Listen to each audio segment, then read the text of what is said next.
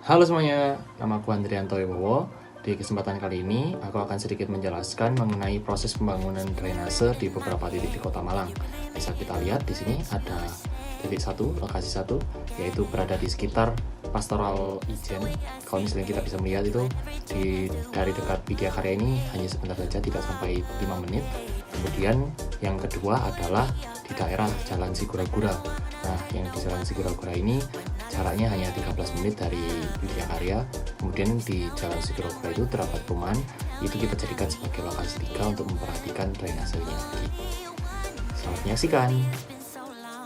Di lokasi satu ini kita bisa perhatikan ada, untuk pertama kita bisa melihat drainase, saluran drainase yang ukuran dimensinya hanya sekitar 30 cm untuk lebarnya, dan dalamnya juga sekitar 30-40 cm.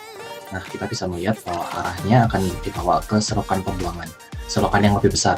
Nah, di selokan lebih besar ini cukup memprihatinkan bahwa di selokan yang lebih besar ini drainasenya tertutup sehingga jalurnya itu tidak bisa dilalui oleh air dengan lancar. Bisa kita perhatikan di sini.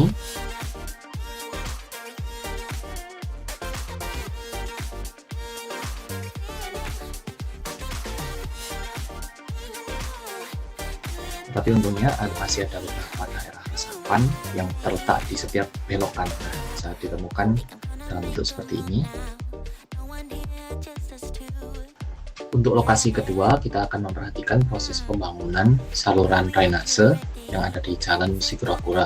Bisa diperhatikan bahwa di sini kita bisa melihat ada yang sudah terpasang secara terbentuk, saluran tertutup ya. Di sini kita bisa melihat bahwa ada beberapa daerah yang dibuka sebagai saluran terbuka dan juga ada yang daerah tertutup. Saluran tertutup ini digunakan sebagai jalan masuk ke dalam toko karena letak saluran drainase ini berada di depan toko. Di daerah ini kalau misal kita sedikit naik ke atas, kita bisa melihat ada pembangunan drainase ini masih terbuka. Kita bisa melihat di sana ada base flow, aliran base flow yang masih menggenang di daerah situ karena alirannya tidak bisa bergerak. Nah, di sini kita bisa melihat dimensi dari pembangunan drainase ini adalah sekitar 1,5 meter untuk lebarnya dengan kedalaman 2,5 meter. Nah, di sini kita bisa melihat juga bentuknya adalah saluran yang terbuka karena belum diberi dasar penutupnya di atasnya.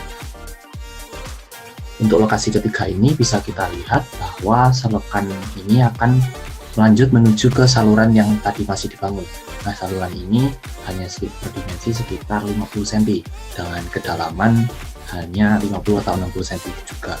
Nah, ini kondisi saat ini salurannya masih dalam keadaan kering dan juga termasuk saluran terbuka. Sekian untuk video penjelasan singkat ini. Terima kasih sudah menyaksikan.